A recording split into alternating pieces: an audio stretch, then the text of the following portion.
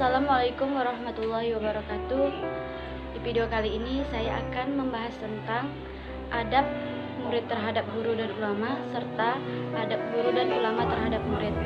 Baiklah, perkenalkan, nama saya Misratul dan rekan saya Ira Luciana. Baiklah, saya Ira Luciana. Terhormat Bapak Pengampu Mata Kuliah Akidah Akhlak, Bapak Dr. Nur Habibullah MPDI, serta teman-teman sekalian yang berbahagia. Pertama-tama marilah kita panjatkan puji syukur kehadirat Allah Subhanahu wa taala atas limpahan karunia-Nya kita dapat kembali berkumpul di sini. Dan sholawat serta salam tak lupa pula saya haturkan kepada baginda kita Nabi besar Nabi Muhammad SAW dengan mengucapkan Allahumma sholli ala sayyidina Muhammad wa ala ali sayyidina. Di sini saya akan menjelaskan sedikit tentang adab murid kepada guru dan ulama serta adab guru dan ulama kepada murid. Nah, apa sih adab itu? Adab itu menurut bahasa adalah kesopanan, tingkah laku yang pantas atau tingkah laku yang baik. Sabda Rasulullah SAW, sesungguhnya Allah Subhanahu wa taala telah mendidikku dengan adab yang baik, dan jadilah pendidik adab itu istimewa. Hadis Ibnu Mas'ud. Sesungguhnya adab yang mulia adalah salah satu faktor penentu kebahagiaan dan keberhasilan seseorang. Tidaklah kebaikan dunia dan akhirat kecuali dapat diraih dengan adab, dan tidaklah tercegah kebaikan dunia dan akhirat melainkan karena kurangnya adab. Adab kepada guru dan ulama adalah suatu yang utama dan pokok. Seorang murid harus bisa memposisikan diri di depan guru dan ulama. Merendahkan diri di hadapan guru dan ulama bukanlah tindakan bodoh, akan tetapi merupakan tindakan yang mulia. Ini ada beberapa macam adab murid kepada guru dan ulama. Yang pertama, memuliakan guru dan ulama.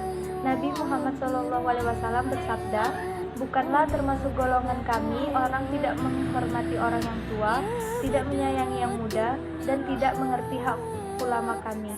Sering kita jumpai seorang murid mencium tangan guru ataupun ulama sebagai bentuk penghormatan. Yang kedua adalah mendoakan kebaikan guru dan ulama. Guru dan ulama adalah orang yang telah berbuat baik kepada kita. Mereka bekerja keras, bersabar dalam berbagai karakteristik murid-muridnya, tetapi mereka tetap mau memberikan ilmunya kepada kita. Sehingga dalam setiap doanya, murid harus menambahkan nama guru atau ulama karena begitu besar pengorbanan mereka. Maka dengan mendoakan itulah salah satu balasan jasa untuk mereka, seperti mendoakan kesehatan, kemudahan dalam rezekinya, dan lain-lain. Dan yang ketiga, rendah diri kepada guru dan ulama. Sebagai seorang murid, maka tidak diperbolehkan untuk menyombongkan diri kepada guru. Dan yang keempat, membela kehormatan guru. Sebagai seorang murid yang beradab, maka murid tidak diperbolehkan untuk menceritakan keburukan gurunya dengan teman-temannya. Adab guru dan ulama menjadi penting untuk ditelaah karena mereka bertugas sebagai pendidik yang harus bisa dijadikan tauladan. Adab guru dan ulama terhadap murid, menurut Imam Nawawi menjelaskan dalam karyanya mengenai etika atau adab guru dan ulama baik sebelum mengajar maupun di saat belajar, yaitu 1. Berniat meraih ridha Allah dengan wasilah mengajar. Oleh karena itu, seorang pengajar harus menghadirkan dalam pikiran dan hatinya bahwa mengajar adalah suatu perbuatan yang istimewa dan mulia. Yang kedua, tidak menolak mengajar murid karena niat murid yang kurang baik. Misalnya, seorang murid datang untuk belajar agama dengan niat untuk pamer kepada teman-temannya, maka guru tidak boleh menolaknya walaupun niat murid itu kurang baik. Ini adalah tugas guru dan ulama untuk selalu membimbing murid agar meluruskan niat di dalam belajar. Dan yang ketiga, seorang guru dan ulama sebagai penasehat bagi murid. Salah satu akhlak guru dan ulama sekaligus tugas guru dan ulama menurut Imam Nawawi yakni dengan memberi nasihat kepada murid.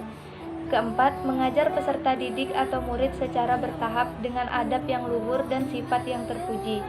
Dan yang kelima, bersabar dalam mendidik.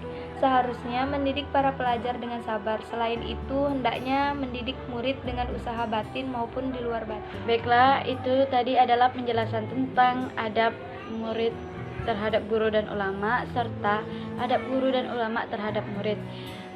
Selanjutnya saya akan membacakan tentang pertanyaan-pertanyaan dari teman-teman. Yang pertama, Ada yang bertanya seperti ini, bagaimana jika ada seorang murid yang akhlaknya kurang baik terhadap guru?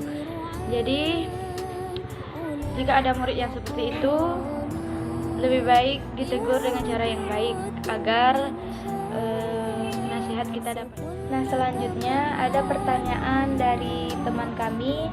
Pertanyaannya, berikan contoh adab-adab yang baik seorang murid kepada guru.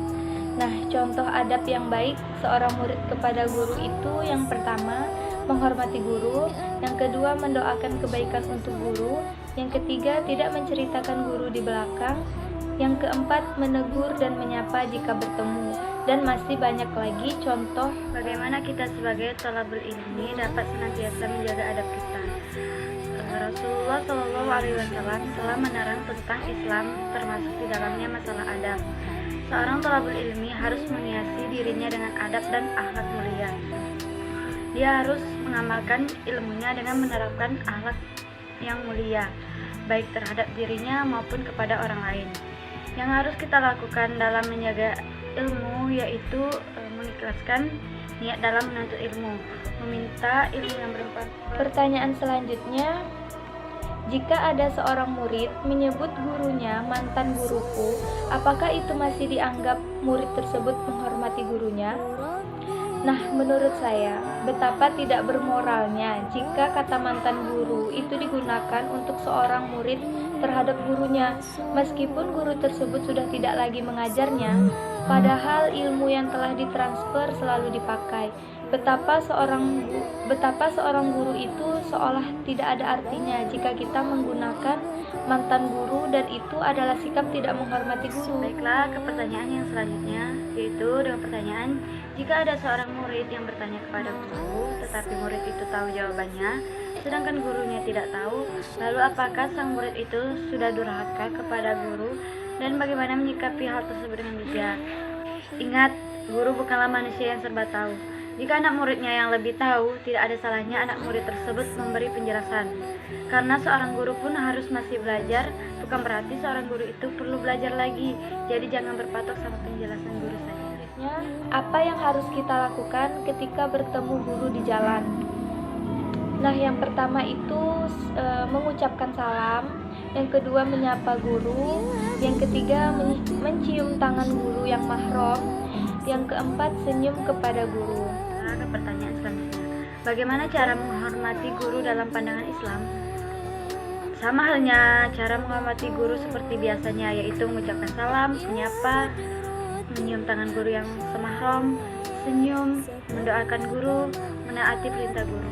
Bagaimana tanggapan Anda terhadap kurangnya adab pelajar terhadap guru di zaman sekarang? Nah, saat ini sering kita lihat murid yang tidak lagi memperdulikan adab-adabnya kepada guru.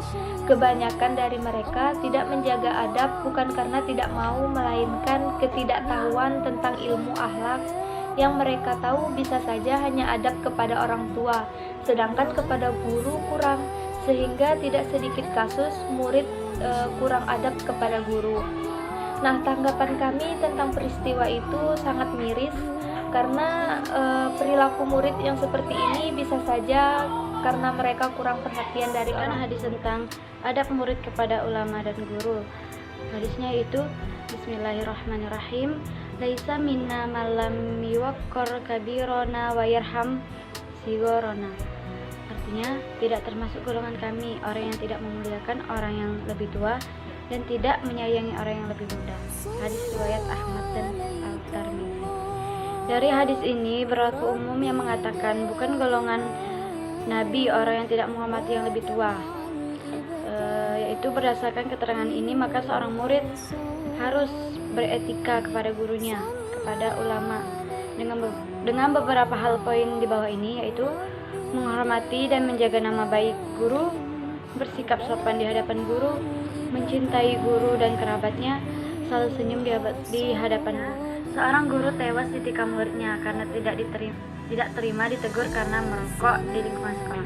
Lalu apa penyebab dari perilaku siswa zaman sekarang yang seperti ini? Jadi gini, kasus-kasus seperti itu sejatinya tidak terjadi di negara ini. jika mereka mendapatkan pendidikan akhlak yang memadai. Namun kejadian ini juga tidak serta-merta salah murid. Bisa jadi sistem pendidikan kita yang perlu diperbaiki. Coba kita perhatikan seberapa persen mereka mendapatkan pendidikan akhlak dibanding dengan pendidikan umum lainnya di sekolah. Padahal pendidikan akhlak merupakan hal yang utama sebelum mereka diberikan pendidikan. Nah, itulah penjelasan singkat dari kami tentang materi adab murid kepada guru dan ulama serta adab guru dan ulama kepada murid. Sekian yang dapat kami sampaikan, lebih dan kurang kami mohon maaf. Kami akhiri. Wassalamualaikum warahmatullahi wabarakatuh.